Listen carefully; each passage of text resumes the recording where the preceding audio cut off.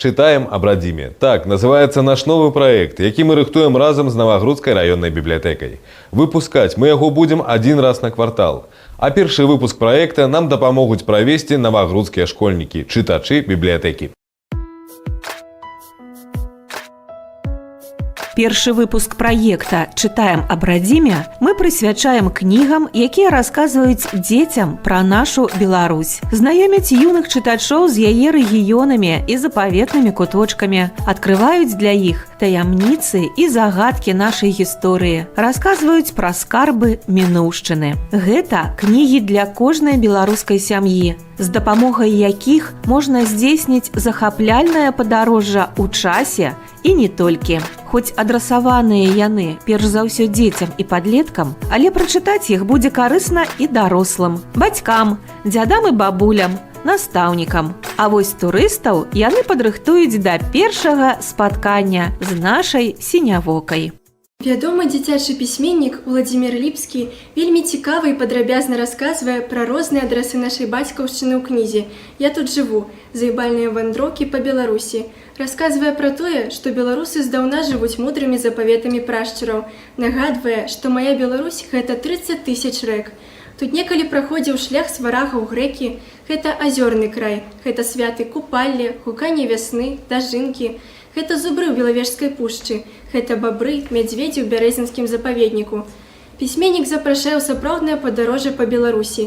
Літаратурныя казкі пісьменніка спалучаюцца на старонках кнігі «Я тут жыву» з рэбусамі-загадкамі, картай «Казачная Беларусь». Кніга будзе цікавай дзецям і іх бацькам і абавязкова натхніць на блізкія і далёкія займальныя вандроўкі па нашай краіне. Повесць Уладзіміра Ліпскага «Мая Беларусь» – гэта незвычайны твор, напоўнены любоўю да роднай мовы, слаўнай мінуўшчыны роднага краю. Кранальна ўзнёсла гучаць наступныя радкі. Бог стварыў свет за 7 дзён, дык жа і Беларусь створана з 7 промняў сонца.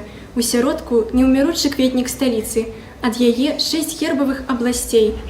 Брэсцкая, Віцебская, Гомельская, Гродзенская, Магілёўская, Мінская. У кожнай свае гарады і вёскі, бары і гаі, заводы і фабрыкі, палі і лугі, помнікі і музеі. А што агульнага? Вобласці насяляюць беларусы. Іх яднаюць калыханкі і песні, адна гісторыя і доля, адзіная спадчына. Кніга таксама можа з поспехам выкарыстоўвацца настаўнікам як падчас урокаў, так і ў рамках пазакласных мерапрыемстваў. Чароўныя ілюстрацыі мастака Віталя Дударэнкі робяць выданне сапраўднай аздобай асабістай бібліятэкі. У кніжцы Міколы Маляўкі «Спадчына» або «Каб не стаць манкуртам» расказваецца, як жылі нашы дзяды і бабулі, чым займаліся, якімі рэчамі гаспадарчага і хатняга ўжытку карысталіся, якую спадчыну пакінулі нам, сваім нашчадкам. Абразкі з жыцця старой вёскі перасыпаны паэтычнымі радкамі, сур'ёзнымі і вясёлымі гісторыямі, народнымі прыкметамі і парадамі, прыказкамі, прымаўкамі, загадкамі. Аўтар падрыхтаваў для юных чытачоў заданне.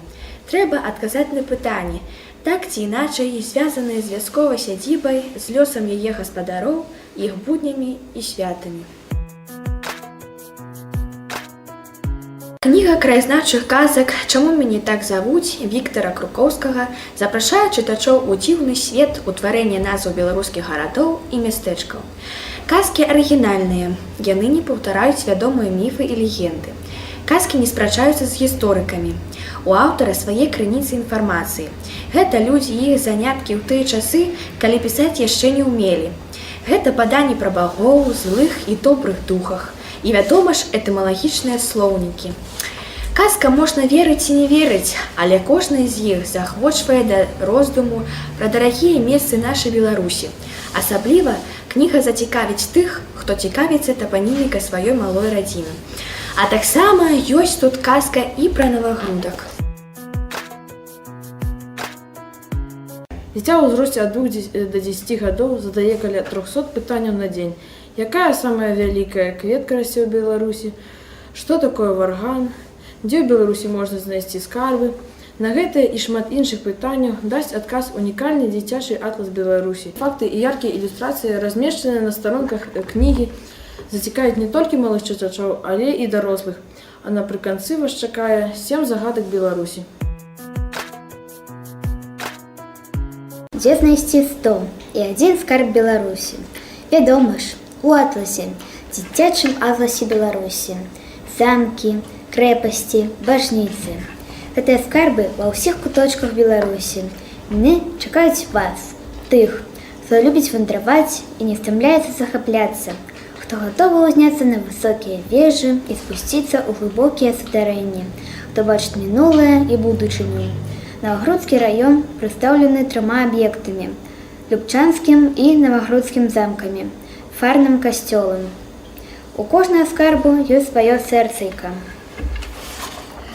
Пакуль што унутры яно белае, але кожны, як будучы дарослым, гэтак і даўно дарослы, мае магчымасць размаляваць тое сэрцайка, якое бачыў, альбо тое, якое марыць пабачыць.